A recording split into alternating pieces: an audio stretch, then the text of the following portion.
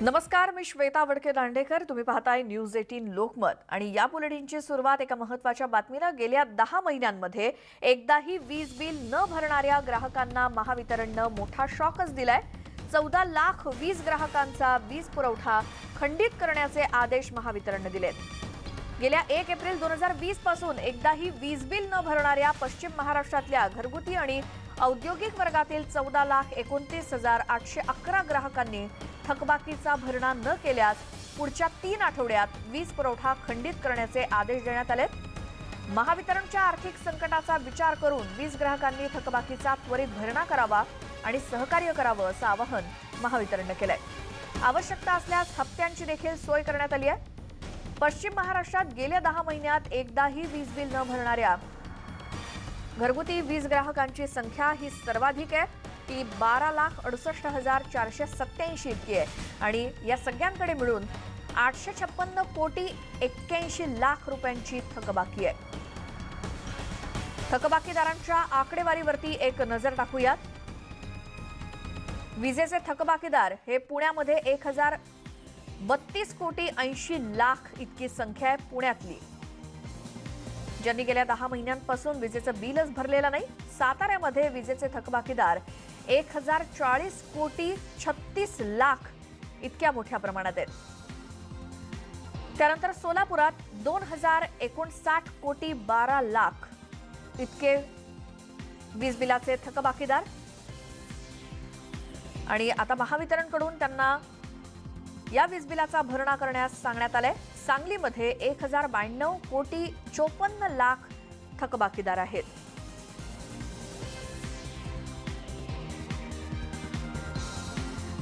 कोल्हापुरात 3,037 कोटी 43 लाख थकबाकीदार.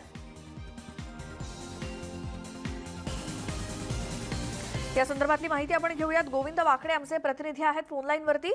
गोविंद, गेल्या 10 महिन्यामध्ये वीज बिल भरलेलं नसेल तर आता मात्र या सगळ्यांना मोठा दणका मिळालाय. हे वीज बिल तर भरावं लागणारच आहे. काय प्रतिक्रिया?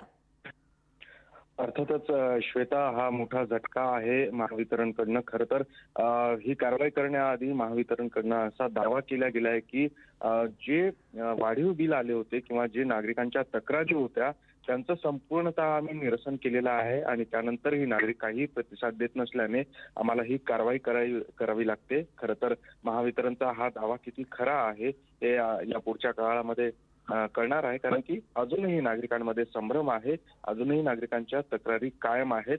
आता जसं तू म्हणालीस की पश्चिम महाराष्ट्रातील 5 जिल्ह्यातील ही आकडेवारी आहे, जी 14 लाख ग्राहक ज्यांची वीज पुढच्या 3 आठवड्यामध्ये जर त्यांनी बिलं भरले नाहीत तर त्यांची वीज कट केली जाणार आहे आणि हा एकूण आकडा आहे 1,962 कोटी रुपये. मोठी थकबाकी आहे, त्यामुळे महावितरणला हे पाऊल उचलावं लागतं असं दिसतंय. मात्र त्याआधी सगळ्यात महत्वाचं म्हणजे नागरिकांच्या ज्या तक्रारी आहेत किंवा राज्यातल्या विरोधकांनी जे म्हटलं होतं त्या पद्धतीने महावितरण ने सगळ्या शंकाचं निरसन केलं का हे आता पुढच्या काळात कळेल. आणि जर थकबाकी एवढी असेल तर मग दुसरा काही पर्याय आहे का राज्य सरकार पुढे, हे आपल्याला भविष्यात बघावं लागेल. श्वेता, बिलकुल. गोविंद, आणि आता या सगळ्यांना वीज बिल तर भरावं लागणारच आहे. महावितरणकडून अशी काही सोय करण्यात आली आहे का की हे सगळे थकबाकीदार आहेत त्यांना या वीज बिलाचा भरणा देखील करता येईल? त्यासाठी काही सोयी करण्यात आल्या आहेत?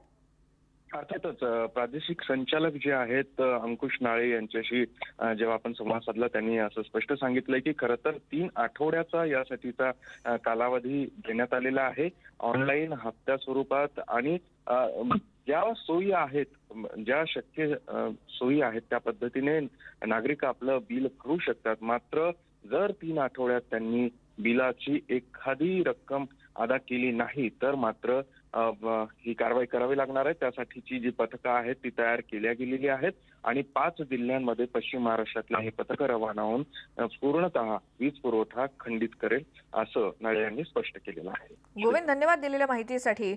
तर महावितरणचे हे असंख्य वीज बिल थकबाकीदार आणि त्यांच्याकडून जे काही येणं आहे ते सुद्धा मोठ्या स्वरूपात आहे. त्यामुळे एकतर वीज ग्राहकांना इशारा देण्यात आलाय, तुम्ही जर ठरलेल्या किंवा दिलेल्या वेळेमध्ये वीज बिलाचा भरणा केला नाही तर वीज पुरवठा एकतर खंडित केला जाईल. मात्र एकीकडे महावितरणला ही सगळी थकबाकी वसूल देखील करायची आहे, त्यामुळे ग्राहकांना काहीशी मुदत सुद्धा देण्यात आली आहे आणि हप्त्यांची सुद्धा सोय करून देण्यात आली आहे. पुढची बातमी आहे, नागपुरामध्ये कोरोनाचा प्रादुर्भाव वाढत चाललाय. बुधवारी नागपूर जिल्ह्यामध्ये 391 नव्या रुग्णांची नोंद झाली. कालच्या दिवसात कोरोनामुळे 7 रुग्णांचा मृत्यू देखील झाला. राज्यातील अन्य जिल्ह्यांच्या तुलनेत नागपूर जिल्ह्याचा बाधित दर हा सर्वाधिक आहे. राज्य सरकारनं सुद्धा याची दखल घेतली आहे, पण एक मात्र नक्की की नागपूरकरांना अधिक काळजी आणि खबरदारी घेण्याची गरज आहे. नागपुरात मास्क वापरण्याचं प्रमाण सुद्धा अत्यल्प आहे, पण असा निष्काळजीपणा म्हणजे कोरोनाला निमंत्रणच असतं. त्यामुळे नागपूरकरांनी हलगर्जीपणा करू नये असं आवाहन आम्ही सुद्धा पुन्हा एकदा करतोय. 391 इतका कालचा पॉझिटिव्ह रुग्णांचा आकडा होता. या संदर्भातली माहिती आपण घेऊयात. आमचे प्रतिनिधी आहेत आपल्या सोबत तुषार कोहळे. तुषार, गेल्या अनेक दिवसांपासून नागपुरातला जो काही रुग्ण पॉझिटिव्ह येण्याचा आकडा काय होता आणि कालचा आकडा काय होता, काय फरक जाणवलाय? जर का बघायचं झालं तर मागच्या साधारण 1 महिन्याच्या आधी नागपूरमध्ये जो कोरोना रुग्ण पॉझिटिव्ह येण्याचा जो आकडा होता हा साधारण 100 ते 200च्या दरामध्ये होता आणि साधारण मागचे 1.5-2 महिने तोच आकडा त्याच प्रकारे दर पाहायला मिळत होता. पण मागच्या 15 दिवसापासून हळूहळू हा आकडा 200-250च्या वर जायला लागला आणि मागच्या आठवड्यात तो 300 क्रॉस केलं. आणि कालचा जर आकडा बघितला तुम्ही तर काल एका दिवसात 391 रुग्ण हे पॉझिटिव्ह आढळले आणि त्यात 7 रुग्णांचा मृत्यू देखील झालेला आहे. महत्वाची गोष्ट की मागच्या आठवड्यामध्येच म्हणजे याच आठवड्यामध्ये केंद्रीय पथकाने नागपूरमध्ये जेव्हा पाहणी केली तेव्हा एक ठपका देखील लावला होता. कारण की इतर राज्यामध्ये जर का कोरोना रुग्णाची लागण होण्याचा जो दर बघितला तर राज्याचा जो दर आहे तो 2.52% आहे. मात्र नागपूर जिल्ह्याचा जो दर आहे हा 3.8% म्हणजे राज्यामध्ये इतर जिल्ह्याच्या तुलनेने नागपूरमध्ये रुग्ण पॉझिटिव्ह निघण्याची जी संख्या आहे ही दिवसेंदिवस वाढत, त्यांचा दर देखील वाढत आहे. त्यामुळे हा एक चिंतेचा विषय आहे आणि केंद्रीय पथकाने देखील त्यावर ताशेरे ओढलेले होते. या संदर्भात प्रशासनाला त्यांनी सूचना केलेल्या होत्या की कुठेतरी नागरिकांकडनं जे नियमाचं पालन केलं जात नाही किंवा जी कोरोना संदर्भातली जी नियमावली आहे त्याचं वारंवार उल्लंघन केलं जातं आणि त्या संदर्भात प्रशासन गंभीर नाही. त्यामुळे कुठेतरी प्रशासनाने गंभीरता दाखवावी आणि पावलं उचलावी. आणि हेच आम्हाला काल देखील पाहायला मिळालं की केंद्रीय पथकाने ठपका लावल्यानंतर काल जवळपास 405 लोकांवर ज्यांनी मास्क न घातलं होतं त्यांच्यावर कारवाई करण्यात आलेली आहे. त्यामुळे प्रशासन खडबडून जागं झालं. पण महत्वाचा विषय आहे की लोकांची जागृती करणं आणि ज्या नियमावलीचं लोक उल्लंघन करतात त्यांच्यावर सातत्याने जर का कारवाई राहिली तर लोकांमध्ये देखील त्याचा धाक राहतो. ते महत्वाचं आहे. आता नागपूरमध्ये जो आकडा वाढत आहे त्यामुळे निश्चितच एक चिंतेचं वातावरण आहे. बिलकुल तुषार, धन्यवाद तुम्ही दिलेल्या सविस्तर माहितीसाठी. एरवी 100-200 असा आकडेला असलेला नागपुरातला आकडा हा कालच्या दिवसात 391 वरती जाऊन पोहोचलाय आणि 7 जणांचा मृत्यू देखील झालाय. ही खरंच चिंता वाढवणारी गोष्ट आहे. त्यामुळे प्रशासन आणि नागरिकांनी सुद्धा तितकीच खबरदारी घेणं गरजेचं आहे. पुढची बातमी वैष्णवदेवीच्या भक्तांसाठी खुशखबर आहे. कारण वैष्णवदेवीच्या भक्तांसाठी 1 वर्षानंतर नैसर्गिक गुहा जी आहे ती उघडण्यात आली आहे. यावेळी भाविकांना नैसर्गिक गुहेतून जाणं आणि पिंड पाहणं शक्य होणार आहे. पुढचे काही दिवस ही नैसर्गिक गुहा खुली राहील. वैष्णवदेवीला जाणाऱ्या भक्तांना या गुहेचं आकर्षण असतं आणि आता ही गुहा खुली करून देण्यात आलेली आहे. त्यामुळे या भक्तांमध्ये पुन्हा एकदा आनंदाचंच वातावरण आहे. या संदर्भातली माहिती घेऊयात. प्रशांत लीला रामदास आमचे प्रतिनिधी आहेत फोन लाईनवरती. प्रशांत, ही गुहा कधीपासून बंद होती, काय कारणासाठी आणि आता काय? गेल्या 1 वर्षापासून कोरोनाच्या काळामुळे वैष्णोदेवीची जी भक्तांसाठी जी आस्था असते आणि जम्मू काश्मीर वैष्णोदेवीला अनेक लोक, अनेक भक्त, अनेक भाविक जात असतात, ते गेल्या 1 वर्षापासून बंद होती कोरोनाच्या काळामुळे. आणि आता ती नैसर्गिक गुहा जी आहे ती आता उघडली जाणार आहे. आजपासून म्हणजे जवळपास 1 वर्षानंतर ही नैसर्गिक गुहा भक्तांसाठी उघडण्यात आलेली आहे. यासोबतच भाविकांना नैसर्गिक गुहेतून जाताना आणि जे पिंड जे आहेत, देवीचे पिंड ज्याला संबोधलं जातं, ते देखील पाहणं शक्य होणार आहे. आणि आगामी काही दिवस ही नैसर्गिक गुहा खुली राहील अशा प्रकारची शक्यता व्यक्त केली जात आहे. कारण की जर बघितलं आपण तर एके तर कोरोनाचा काळ आहे, त्यानंतर थंडीचा जो काळ आहे, त्यामुळे अनेक ठिकाणी अडचणी निर्माण झाल्या, त्या रस्ते नव्हते. आणि या सगळ्या पार्श्वभूमीवरती आजपासून जम्मू काश्मीर प्रशासनाच्या वतीने ही गुहा उघडण्यात आलेली आहे, रस्ता तयार करण्यात आलेली आहे. आणि आता भाविकांना थेट नैसर्गिक गुहेतून माता वैष्णोदेवीचं दर्शन घेता येणार आहे. बिलकुल. प्रशांत, धन्यवाद तुम्ही दिलेल्या सविस्तर माहितीसाठी। गेल्या वर्षभराच्या खंडानंतर वैष्णव देवीच्या दर्शनासाठी जाताना जी नैसर्गिक गुहा आहे ती आता उघडण्यात आली आहे, त्यामुळे या भाविकांसाठी ही खुशखबरच म्हणावी लागेल। पुढची बातमी, उल्हास नदीवर पसरलेल्या जलपर्णीमुळे नदीचं अस्तित्वच धोक्यात आलंय। संपूर्ण नदी जलपर्णीच्या विळख्यात सापडल्यानं पाण्याला दुर्गंधी सुद्धा येतेय। हेच पाणी पिण्यासाठी सुद्धा वापरलं जातंय। शिवाय नदीतलं पाणी दूषित झाल्यानं जलचरांनाही धोका निर्माण झालाय।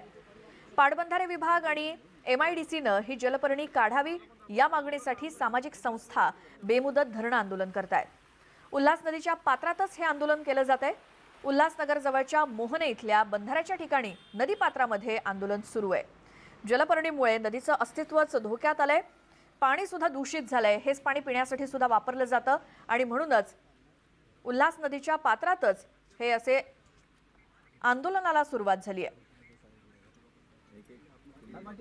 कर्जत, बदलापूर आणि त्यानंतर उल्हासनगर शहरातून वाहणारी उल्हास नदी सध्या जलपर्णीच्या विळख्यात सापडली। आपण माझ्या मागे पाहू शकता की कशा प्रकारे हिरवीगार आणि विषारी ही जलपर्णी पूर्ण पाण्यावर तिचं आच्छादन पसरलेलं आहे आणि ही जलपर्णी हटवण्यासाठी सातत्याने प्रयत्न केले जातात। अनेक सामाजिक संघटना असतील किंवा राजकीय नेते असतील, नगरसेवक असतील, मात्र ही जलपर्णी तात्पुरती हटवली जाते, तिच्यावर कायमस्वरूपी उपाययोजना केली जात नाही।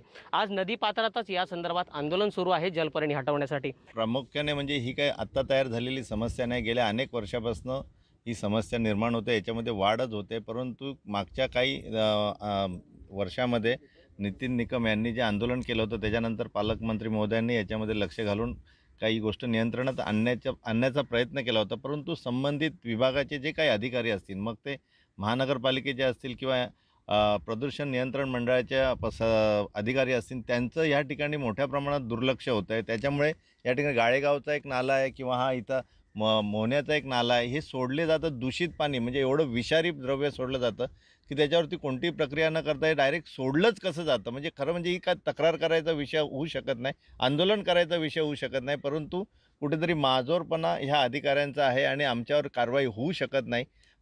सर्वात महत्त्वाचं म्हणजे माननीय न्यायालयाने या ठिकाणी आदेश दिलेले आहेत। 30 कोटी रुपयाचा त्यांना दंड भरण्याचे पण आदेश दिलेले आहेत। प्रदूषण नियंत्रण मंडळ सातत्याने या गोष्टीकडे दुर्लक्ष करत आलंय। फक्त एखादी फाईन मारायची किंवा तात्पुरती कारवाई करायची असाच प्रकार त्यांच्याकडनं होतोय। बरोबर आहे।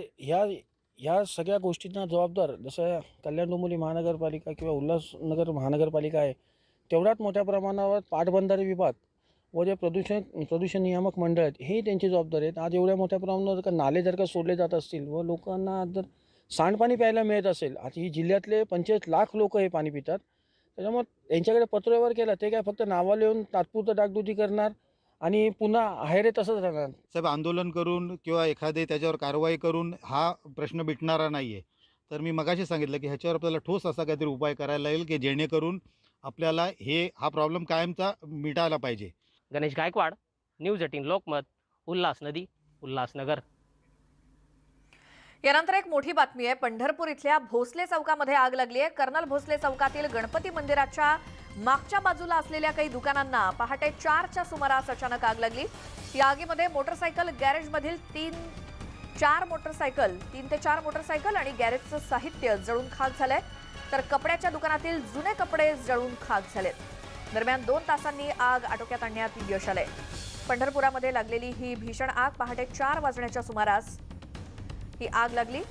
पंढरपुरातल्या कर्नल भोसले चौकामध्ये गणपती मंदिराच्या मागच्या बाजूला असलेल्या काही दुकानांना पहाटेच्या सुमारास अचानक आग लागली। या आगीमध्ये मोटरसायकल गॅरेजमधील 3 ते 4 मोटरसायकल्स आणि गॅरेजचं साहित्य संपूर्ण जळून खाक झालंय, तर कपड्याच्या दुकानातील कपडे सुद्धा जळून खाक झालेत।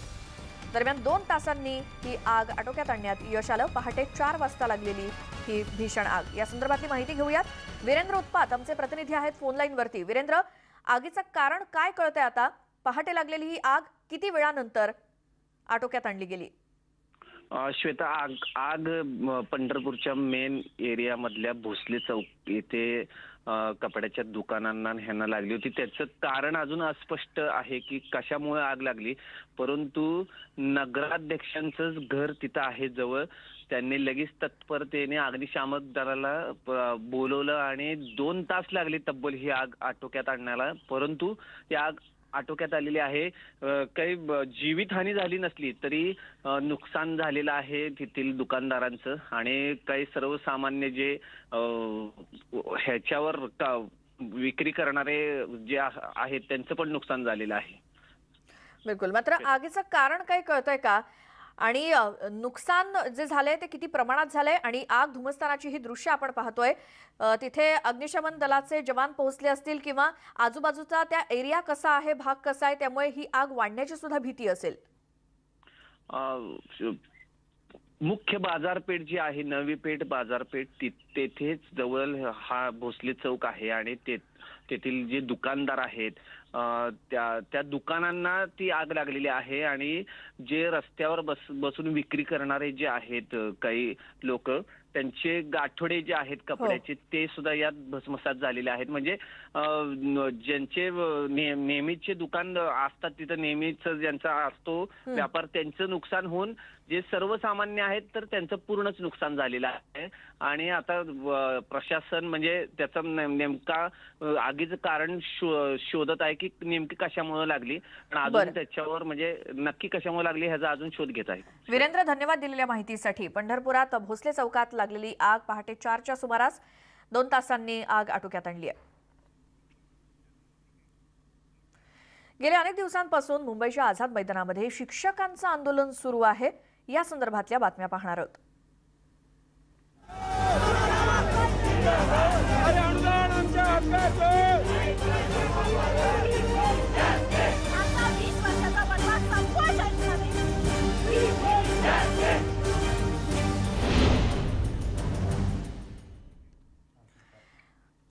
अगदी आपण याचा पाठपुरावा करतो आहोतच आणि अतिशय विदारक परिस्थिती या शिक्षकांची आहे. मुंबईच्या आझाद मैदानावरती गेल्या 14 दिवसांपासून शिक्षकांचं हे आंदोलन सुरू आहे आणि आज संध्याकाळी 5 वाजता हे आंदोलक काँग्रेसचे प्रदेशाध्यक्ष नाना पटोले यांना भेटणार आहेत. हे आंदोलन का होत आहे आणि शिक्षकांच्या मागण्या काय आहेत हे सांगणारा आमचा रिपोर्ट पाहूयात. 13 दिवसांपासून शिक्षकांचं आंदोलन. शिक्षण मंत्री आले पण न्याय नाही. शिक्षकांचा आत्मदहनाचा इशारा.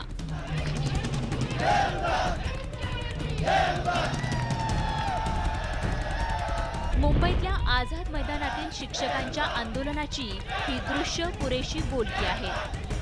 पोलीस आणि शिक्षकांची ही अशी झटापट झाली आहे. गेल्या 13 दिवसांपासून विविध मागण्यांसाठी विना अनुदानित आणि अंशतः अनुदानित शाळेतील शिक्षकांचं हे आंदोलन सुरू आहे. मात्र शिक्षकांच्या मागण्या मान्य होत नसल्यानं शिक्षक आक्रमक झाले आणि त्याचमुळे शिक्षकांनी आता सरकारला निर्वाणीचा इशारा दिलाय. अजून आजपर्यंत आमच्या हातात काहीही पडलेलं नाही. आज जेव्हा आमच्या हातात पडेल तेव्हा आम्ही शांत होणार आहे, त्याशिवाय आम्ही शांत होणार नाही. आमचा 20 वर्षाचा वनवास संपवा शासनाने. खूप झाले आता सहन नाही होत आम्हाला. आम्हाला 100% पगार आजपासून मिळाला पाहिजे. अन्यथा आता महिला शक्ती जी आहे महाराष्ट्रातली घटना आहे. हो सर, फुले शाहूंचा महाराष्ट्र आहे हा. आमच्या मागण्या स्पष्ट आहेत. 13 सप्टेंबर 2019 नुसार 20% आणि 40%चा वाढीव निधी हा प्रचलित 15/11/11 आणि 26 जून 2014च्या GR नुसार काढावा तथा प्राथमिक माध्यमिक आणि उच्च माध्यमिक ज्या अघोषित शाळा कॉलेज आहेत यांना घोषित करावं, नैसर्गिक तुकड्यांना घोषित करावं आणि आर्थिक तरतूद त्यांची करावी. धक्कादायक बाब म्हणजे 1146 शिक्षकांनी आत्मदहनाचा इशारा दिलाय. एवढंच नाही तर महिला शिक्षकांनी मुंडन करण्याचाही प्रयत्न केला. मात्र पोलिसांनी त्यांना रोखलंय. ज्या मागण्यांसाठी शिक्षक इतके आक्रमक झालेत त्या मागण्या नेमक्या कोणत्या आहेत त्यावर एक नजर टाकूया. 13 सप्टेंबर 2019 नुसार घोषित अनुदान देण्यात यावं. 100% अनुदान द्यावं. मंजूर करण्यात आलेला 20% आणि वाढीव 40% वेतनाचा निधी त्वरित देण्यात यावा. निधी वितरणाचा आदेश तात्काळ काढावा. अघोषित प्राथमिक, माध्यमिक आणि उच्च माध्यमिक शाळा तात्काळ निधीसह घोषित कराव्यात. मेडिक्लेम आणि सेवा शर्ती लागू कराव्यात. या निर्णयाचा राज्यातील विना अनुदानित शाळेतील 47,000 शिक्षकांना फायदा होणार आहे. सरकार शिक्षक इथं 13 दिवसापासून उपोषणाला बसले आहेत. त्यांचे प्रश्न सोडवायच्या ऐवजी त्यांच्यावर दादागिरी करणं सुरू आहे, पोलिसाच्या मार्फत गुंडगिरी करणं सुरू आहे आणि महिलांना इथं फरफटलं जात आहे. जेव्हा भाजपाचं सरकार या ठिकाणी महाराष्ट्रामध्ये होतं तेव्हा विरोधी पक्ष म्हणून सुद्धा आम्ही सुद्धा ह्या मागण्या रेटून लावण्याचा प्रयत्न केला होता. तेव्हाच्या सरकारने यांच्याकडे सपशेल दुर्लक्ष केलं आहे आणि कोणत्याही प्रकारचा न्याय द्यायचं की यांच्यावरती काम केलेलं नाही. काही दिवसांपूर्वी आंदोलक शिक्षकांची शालेय शिक्षण मंत्री वर्षा गायकवाड यांनी भेट घेऊन त्यांना आश्वासन दिलंय. तर विरोधी पक्षनेते प्रवीण दरेकर यांनीही आंदोलकांची भेट घेऊन मागण्या मान्य न झाल्यास शिक्षकांसोबत आंदोलन करण्याचा इशारा दिला होता.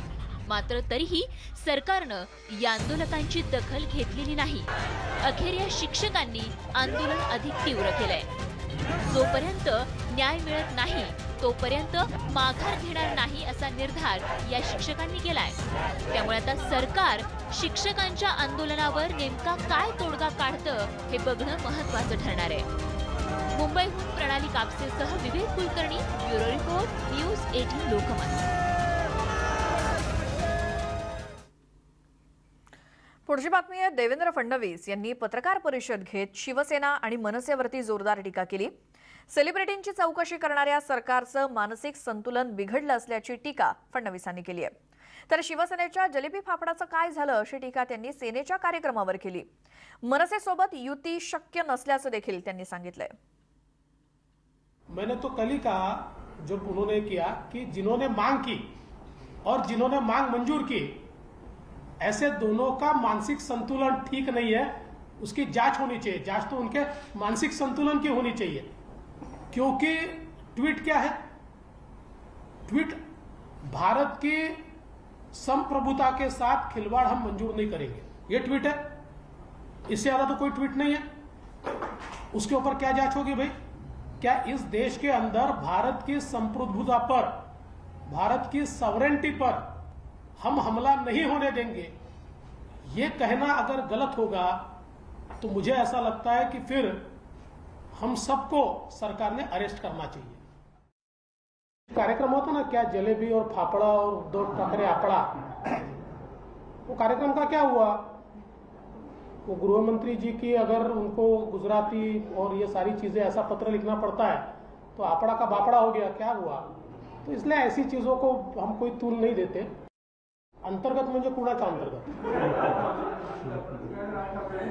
असली कुठली अंतर्गत चर्चा आमची नाही. मी यापूर्वीही स्पष्ट केलं आहे की त्यांनी जरी हिंदुत्व घेतलं असलं तरीही मूलभूत त्यांच्या आणि आमच्या विचारातला फरक हा आहे की आम्हीही मराठी माणसाला न्याय मिळाला पाहिजे याच मताचे आहोत. पण मराठी माणसाला न्याय देताना अमराठी माणसावर अन्याय करून तो न्याय द्यायचा ही बाब आम्हाला मान्य नाही आहे. त्यामुळे मराठी माणसाला न्याय देत असताना इतर लोकांनाही न्यायच मिळाला पाहिजे, त्यांच्यावर अन्याय होऊ नये ही आमची भूमिका आहे. ती भूमिका काही अजून मनसेने स्वीकारलेली नाही. यासोबत वेळ झाली एका छोट्याशा ब्रेकची. मात्र ब्रेकवर जाण्यापूर्वी एक आठवण. कोरोनाच्या महामारीनं आपल्या सगळ्यांना स्वावलंबी होण्याचा मार्ग दाखवलाय आणि आता संपूर्ण देश या आपत्तीशी एकत्रित येऊन कोरोना विरोधात लढा देऊ शकेल. कारण कोरोनाला प्रतिबंध करणाऱ्या लसीची घोषणा झाली आणि आता आपल्या सगळ्यांचंच योगदान फार महत्त्वाचं आहे. या माध्यमातून या विषाणूला मात देण्यासाठी आपल्याला एक पाऊल पुढे टाकायचंय आणि या मोहिमेत नेटवर्क 18 सुद्धा आपल्या सोबत असणार आहे. जोपर्यंत सगळे सुरक्षित नाहीत तोपर्यंत कुणीही सुरक्षित नाही. याच उद्देशानं आपल्याला संजीवनी मोहिमेअंतर्गत हे निश्चित करायचंय की लसीकरण हा प्रत्येक भारतीयाचा अधिकार आहे.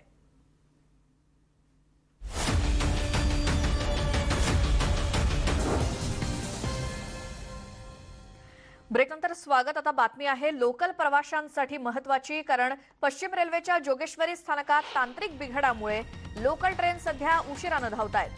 चर्चगेट विरार दरम्यानच्या ट्रेन्स 10 ते 15 मिनिटं उशिरानं धावतायत. अत्यावश्यक सेवेतल्या कर्मचाऱ्यांच्या कार्यालयीन वेळेत पश्चिम रेल्वेची वाहतूक मंदावल्यानं त्यांना याचा फटका बसतोय. चर्चगेट विरार लोकल सेवा सध्या उशिरानं सुरू आहे. कारण पश्चिम रेल्वेच्या जोगेश्वरी स्थानकामध्ये काहीतरी तांत्रिक बिघाड झाल्याची माहिती मिळते. त्यामुळे लोकल प्रवाशांसाठी आणि अत्यावश्यक सेवेत काम करणाऱ्या प्रवाशांसाठी एक महत्त्वाची बातमी ती म्हणजे सध्या चर्चगेट विरार दरम्यान ट्रेन 10 ते 15 मिनिटं उशिरानं धावतायत. अगदी कार्यालयीन वेळेतच पश्चिम रेल्वेची वाहतूक मंदावलेली आहे. या संदर्भातली माहिती घेऊयात. स्वाती लोखंडे आमच्या प्रतिनिधी आहेत फोन लाईनवरती. स्वाती, काय तांत्रिक बिघाड झालाय, कधीपर्यंत दुरुस्त होऊ शकतो? साधारणतः जोगेश्वरी स्टेशनला ज्या जाणाऱ्या येणाऱ्या म्हणजे अप अँड डाऊन ट्रेनच्या ज्या सबअर्बन लोकल आहेत, विशेषतः या इथून जाणाऱ्या काही एक्सप्रेस ट्रेन्स पण त्यांनाही उशीर होतोय. इथे काहीतरी टेक्निकल ग्लिचेस आल्याचं म्हटलं जातं, पण खरं तर जर बघितलं की सकाळी बांद्रा टर्मिनसला जाणारी रामनगरची एक्सप्रेस आहे, जी LHB रेक आहे, आणि त्याचे 2 जे डबे आहेत ते साधारणतः मुख्य गाडीपासून वेगळे झाले, अनकपल झाले, ज्याला म्हणजे रेल्वेच्या भाषेत म्हणायचं झालं तर. आणि तो सगळा प्रॉब्लेम झाल्यानंतर सकाळी साधारणतः 6:30 पावणे 7ची घटना आहे. आणि त्यानंतरच ज्या लोकल आहेत त्यांच्यावर याचा परिणाम झाला. आणि मग त्याच्या पुढे मग साधारणतः काही लोकल लेट झाल्यानंतर आणखी मागच्या लोकल पण लेट झाला. आणि हे असंच सत्र सुरू आहे. साधारणतः जेव्हा पीक संपेल त्यानंतर मात्र आपल्याला ट्रेन सेवा सुरळीत झाल्याचं बघायला मिळेल. स्वाती, आता ही वेळ अशी आहे की अनेकांना आपल्या ऑफिसमध्ये पोहोचायचंय आणि अत्यावश्यक सेवेतले जे कर्मचारी आहेत ते आता या रेल्वेने प्रवास करतायत, तर काय परिणाम दिसत आहेत? खरं तर 10 ते 15 मिनिटं जेव्हा गाडी आपण म्हणतो, आणि त्यातही 95% एकूणच जर आपण बघितलं की जी वेस्टर्न रेल्वेची क्षमता आहे त्याच्या 95% गाड्या चालतात. एकतर गाड्यांची संख्या कमी आणि पीक आवर मध्ये असे जेव्हा प्रकार होतात तेव्हा साहजिकच आहे की ऑफिसला जाणारे विशेषतः अत्यावश्यक सेवेमधले लोक आहेत त्यांना पोहोचता येत नाही. मग त्याच्यामध्ये डॉक्टर, नर्सिंग स्टाफ हा जो महत्वाचा भाग आहे त्यांना खरं तर थोडा उशीर होतोय. पण जर एकूणच आपण बघितलं तर हा फारसा उशीर होणार नाही असं पण गृहीत धरून 10 ते 15 मिनिटांनी हा साधारणतः उशीर होऊ शकेल. बिलकुल. स्वाती, धन्यवाद दिलेल्या अपडेटसाठी.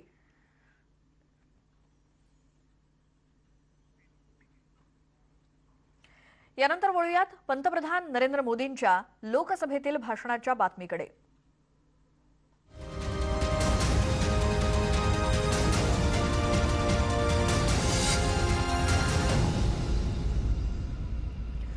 दिल्लीमध्ये शेतकरी आंदोलनावरून विरोधकांनी पंतप्रधान नरेंद्र मोदींवरती जोरदार टीका केली होती. तसंच त्यांनी आपल्या भाषणामध्ये वापरलेल्या आंदोलनजीवी या शब्दावर सुद्धा विरोधकांनी आक्षेप घेतला होता. पण यावरून पुन्हा एकदा मोदींनी विरोधकांचा चांगलाच समाचार घेतला. आंदोलनकारी जो होते हैं वो ऐसे तरीके नहीं अपनाते, आंदोलनजीवी होते हैं वो ऐसे तरीके अपनाते हैं. और वो कहते हैं ऐसा हुआ तो ऐसा होगा, ऐसा होगा तो ऐसा होगा, ऐसा होगा तो ऐसा होगा. अरे भाई, जो कुछ हुआ ही नहीं, जो होना नहीं है, उसका भय पैदा कर करके और पिछले कई सालों से लगातार सुप्रीम कोर्ट का एक जजमेंट आ जाए, कोई निर्णय नहीं हुआ है और एकदम से तूफान खड़ा कर दिया जाए, आग लगा दी जाए देश में. ये जो तौर तरीके हैं, उन तौर तरीके जो भी लोकतंत्र में विश्वास करते हैं, जो भी अहिंसा में विश्वास करते हैं, उन सबके लिए चिंता का विषय होना चाहिए. ये सरकार की चिंता का नहीं, देश की चिंता का विषय होना चाहिए. देशामध्ये आंदोलनाला महत्त्व असून शेतकरी आंदोलनाच्या निमित्तानं काही लोक आंदोलनाच्या पावित्र्याला नख लावण्याचा प्रयत्न करत असल्याचा आरोप देखील पंतप्रधानांनी केला. आशंकाओं को हवा दी जाती, ये हो जाएगा, वो हो जाएगा, और माहौल ये आंदोलनजीवी पैदा करते हैं. माननीय अध्यक्ष जी, किसान आंदोलन की पवित्रता, और मैं बहुत जिम्मेवारी के शब्द प्रयोग करता हूं, मैं किसान आंदोलन को पवित्र मानता हूं और भारत के लोकतंत्र में आंदोलन का महात्म्य है और रहने वाला है और जरूरी भी है. लेकिन जब आंदोलनजीवी पवित्र आंदोलन को अपने लाभ के लिए बर्बाद करने के लिए निकलते हैं, तब क्या होता है? कोई मुझे बताए. 3 किसान कानून की बात हो और दंगाबाज लोग जो जेल में हैं, जो संप्रदायवादी लोग जो जेल में हैं, जो आतंकवादी लोग जेल में हैं, जो नक्सलवादी जेल में हैं, उनकी फोटो लेकर के उनकी मुक्ति की मांग करना, ये किसानों के आंदोलन को अपवित्र करने का प्रयास है कि नहीं? माननीय अध्यक्ष जी, इस देश में टोल प्लाजा, इस देश में टोल प्लाजा सभी सरकारों ने स्वीकार की हुई व्यवस्था है. टोल प्लाजा इस देश में सभी सरकारों ने की हुई व्यवस्था है और उस टोल प्लाजा को तोड़ना, उस टोल प्लाजा को कब्जा करना, उस टोल प्लाजा को न चलने देना, ये जो तरीके चले हैं वो तरीके क्या पवित्र आंदोलन को कलंकित करने का प्रयास है कि नहीं? जब पंजाब की धरती पर सैकड़ों की तादाद के अंदर, पंजाब की धरती पर सैकड़ों की तादाद के अंदर जब टेलीकॉम के टावर तोड़ दिए जाएं, क्या वो किसान की मांग से सुसंगत है क्या? नव्या कृषी कायद्यावरून काँग्रेसनं सरकारला घेरण्याचा प्रयत्न केला आणि त्यावरती उत्तर देताना काँग्रेस नेत्यांनी कृषी कायद्याचा अभ्यास केला नसल्याची टीका मोदींनी केली। कांग्रेस और कुछ दलों ने बड़े जोर शोर से बातें अपनी कही, लेकिन जिन बातों को लेकर के उनको कहना चाहिए कि भाई ये नहीं, ये अपेक्षा ये होती है कि उन्होंने इतना स्टडी करके आना है। इतना ही नहीं, जो लोग ये कहते हैं, हाँ, मैं हैरान हूं, पहली बार एक नया तर्क आया इस सदन में कि भाई हमने मांगा नहीं था तो दिया क्यों? हमने मांगा नहीं तो दिया क्यों? पहली बात है कि लेना न लेना आपकी मर्जी है। शेतकऱ्यांच्या विकासासाठी कृषी बाजार समित्या मजबूत केल्या जात असल्याचं रिफॉर्म केलं जातंय, त्यामुळे बाजार समित्यातील एकाधिकारशाहीला लगाम लागणार असल्याचं मोदी यावेळी म्हणाले। देश की मंडियां चल रहे हैं, सिंडिकेट और कीमतों को प्रभावित करने वाले नेक्सस में के बारे में जब उनको पूछा गया, उनको एक सवाल पूछा था कि ये नेक्सस है मंडियों वालों वगैरह का, तो क्या कहना है? तो शरद पवार का एक दूसरा जवाब है, वो भी बड़ा इंटरेस्टिंग है। उन्होंने कहा था किसानों के बचाव के लिए ही तो एपीएमसी रिफॉर्म को प्रमोट किया जा रहा है, ताकि किसानों को एपीएमसी मंडियों का विकल्प मिले। जब ज्यादा व्यापारी रजिस्टर होंगे तब स्पर्धा बढ़ेगी और मंडी में सांठगांठ इससे खत्म होगी। ये बात उन्होंने कही है और इसलिए मैं समझता हूं कि इन बातों को हमने समझना होगा। तर नवीन कृषी कायद्यामध्ये दुरुस्ती करण्यास सरकार तयार असल्याचं पंतप्रधान मोदींनी लोकसभेत सांगितलं। तसंच आंदोलक शेतकऱ्यांनी ठराविक दुरुस्ती सुचवल्यास कायद्यामध्ये बदल करण्यास सरकारची तयारी असल्याचं मोदी म्हणाले। लगातार बातचीत होती रही है और जब पंजाब में आंदोलन चल रहा था उस समय भी हुई है, दिल्ली आने के बाद हुई ऐसा नहीं है। बातचीत में किसानों की शंकाएं क्या है वो ढूंढने का भी भरपूर प्रयास किया गया। उनसे लगातार कहा गया कि भाई अपन एक एक मुद्दे पर चर्चा करें और नरेंद्र सिंह जी तोमर ने इस विषय में विस्तार से बताया भी है राज्यसभा में। तो क्लोज बाय क्लोज चर्चा करने के लिए भी कहा और हम मानते हैं कि अगर इसमें कोई कमी हो और सचमुच में किसान का नुकसान करते उसमें बदल करने में क्या जाता है जी? ये देश देशवासियों के लिए है। अगर कोई निर्णय करते हैं तो किसानों के लिए है, लेकिन हम इंतजार करते हैं, अभी भी हम इंतजार करते हैं कि वो अगर कोई चीज स्पेसिफिक बताते हैं और अगर वो कन्विंसिंग है तो हमें कोई संकोच नहीं है। पंतप्रधान मोदींनी आपल्या भाषणामध्ये नाशिक आणि देवळालीमधील शेतकऱ्यांचं उदाहरण दिलं। किसान रेलचा शेतकऱ्यांना फायदा होत असल्याचं मोदी म्हणाले। नासिक से किसान मुजफ्फरनगर के व्यापारी से जुड़ा और क्या भेजा, उसकी ताकत बढ़ी नहीं थी। 30 किलो अनार, 30 केजी अनार, ये उसने वहां से ये किसान रेल से भेजा और खर्चा कितना हुआ? 124 रुपीज। उसको बड़ा बाजार मिल गया। ये 30 किलो इतनी छोटी चीज है कि शायद कोई कुरियर वाला भी नहीं ले जाता, लेकिन ये व्यवस्था थी तो यहां का किसान वहां तक जाकर के अपना माल बेच पाया है। उसी प्रकार से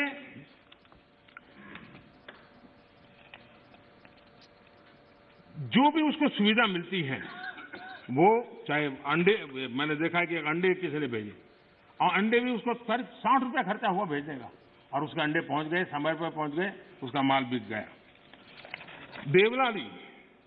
देवलाली का एक किसान 7 केजी उसकी कीवी, उसको उसने दानापुर भेजी भेजने का खर्चा 60 रुपीज हुआ, लेकिन उसको 7 किलो की कीवी का अच्छा बाजार मिला और दूसरे राज्य से जाकर के मिला। किसान रेल लगती छोटी बात है, लेकिन कितना बड़ा परिवर्तन कर सकती है इसका हम नमूना देखते हैं। आजवर काँग्रेसच्या सत्तेमध्ये देशांच्या सीमेकडे दुर्लक्ष झाल्याची टीका मोदींनी केली। मात्र भाजपच्या सत्तेत सीमेवर मोठ्या प्रमाणात इन्फ्रास्ट्रक्चर उभारण्यात आल्याचं मोदी म्हणाले। यूपीए के समय बॉर्डर इंफ्रास्ट्रक्चर, किसी भी देश की रक्षा के लिए बॉर्डर इंफ्रास्ट्रक्चर बहुत महत्व रखता है, लेकिन उसके प्रति इतनी उदासीनता की गई, इतनी लापरवाहियां की गई है। देश के अंदर उन विषयों की हम पब्लिकली चर्चा कर नहीं सकते क्योंकि देश के सिक्योरिटी की दृष्टि से अच्छा नहीं है, लेकिन ये चिंता का विषय है कि हमने, क्योंकि वहां लोग नहीं है, वोट नहीं है, जरूरत नहीं लगी, फौजी आदमी जब जाएगा जाएगा, देखा जाएगा क्या होने वाला है, इसी सोच का परिणाम था। और इतना ही नहीं, एक बार तो एक रक्षा मंत्री ने पार्लियामेंट में कह दिया था कि हम इसलिए इंफ्रास्ट्रक्चर नहीं करते हैं बॉर्डर पे ताकि कहीं दुश्मन देश उस इंफ्रास्ट्रक्चर का उपयोग न कर ले। कमाल के हो इस सोच से इसको बदल करके हमने आज करीब करीब जो अपेक्षाएं और आयोजन था उसका एक बहुत एक हिस्सा बॉर्डर के ऊपर इंफ्रास्ट्रक्चर की दिशा में हमने पूर्ण किया है। एलएसी पर ब्रिजेज, आज मेरा अंदाज है करीब 75 के करीब ब्रिज ऑलरेडी वहां काम चल रहा है तेजी से, और इसलिए कई सैकड़ों किलोमीटर हमने रोड बनाए हैं। और मैं चाहता हूं कि जो काम हमारे सामने था करीब करीब 75% तो हमने उसको पूरा भी कर लिया है और हम आगे भी इस काम को जारी रखेंगे। आणि यानंतर देशाच्या दृष्टीने एक महत्त्वाची बातमी आहे। भारत चीन मधील नियंत्रण रेषेवरील तणाव आता कमी होताना दिसतोय, कारण भारत आणि चीनी सैनिकांनी पँगॉंग लेकच्या फिंगर परिसरातून आपलं सैन्य मागे घ्यायला सुरुवात केली आहे। दोन्ही देशांमध्ये कमांडर स्तरावर चर्चेची 9वी फेरी पार पडल्यानंतर सैन्य मागे घेण्याची प्रक्रिया सुरू करण्यात आली आहे। चीनी संरक्षण मंत्रालयाने ही घोषणा केली, पण भारतीय लष्कराने मात्र यावरती अजून काही भाष्य केलेलं नाही अधिकृत। यावर संरक्षण मंत्री राजनाथ सिंह आज संसदेत निवेदन देणार आहेत। यामध्ये ते काय माहिती देतात याकडे सर्वांचंच लक्ष लागलंय। भारत चीन संबंधाच्या पार्श्वभूमीवर महत्त्वाची बातमी ती म्हणजे सध्या भारत चीन मधील नियंत्रण रेषा जी आहे तिथला तणाव आता कमी होताना दिसतोय, कारण भारत आणि चीनी सैनिकांनी पँगॉंग लेकच्या फिंगर परिसरातून आपलं सैन्य मागे घ्यायला सुरुवात केली आहे। दोन्ही देशांमध्ये कमांडर स्तरावरची चर्चेची 9वी फेरी पार पडली आणि सैन्य मागे घेण्याची प्रक्रिया सुरू करण्यात आली आहे। चीनी संरक्षण मंत्रालयाने ही घोषणा केली आणि सैन्य मागे घ्यायला सुरुवात देखील केली, पण भारतीय लष्कराने मात्र यावरती अजून तसं अधिकृत भाष्य केलेलं नाही। आणि याच संदर्भात आज संसदेमध्ये संरक्षण मंत्री राजनाथ सिंह काय निवेदन देतात याकडे सगळ्यांचं लक्ष आहेच।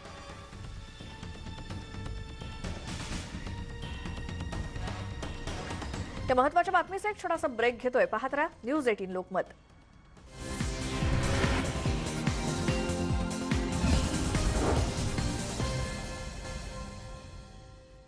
ब्रेकनंतर स्वागत आणि पुढची बातमी आहे। काळवीट शिकार प्रकरणी सुरू असलेल्या खटल्यामध्ये सलमान खाननं खोटं प्रतिज्ञापत्र सादर केलं होतं, त्याबाबत आज कोर्टाचा निर्णय येण्याची शक्यता आहे। 2 दिवसांपूर्वी सलमाननं कोर्टात हे कबूल केलं, मी चुकून ते खोटं प्रतिज्ञापत्र सादर केलं होतं असा दावा सलमाननं केला। 2003 साली सलमाननं कोर्टाला सांगितलं होतं की त्याचा शस्त्र परवाना हरवलाय, पण नंतर हे सिद्ध झालं की गुन्हा घडला तेव्हा सलमाननं हा परवाना रिन्यू करण्याचा अर्ज केला होता।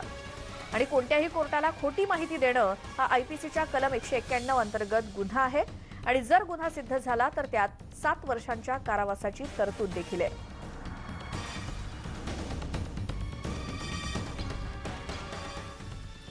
या बातमीसोबतच या बुलेटिनमध्ये आपण इथेच थांबतोय। तुम्ही पाहत रहा न्यूज 18 लोकमत।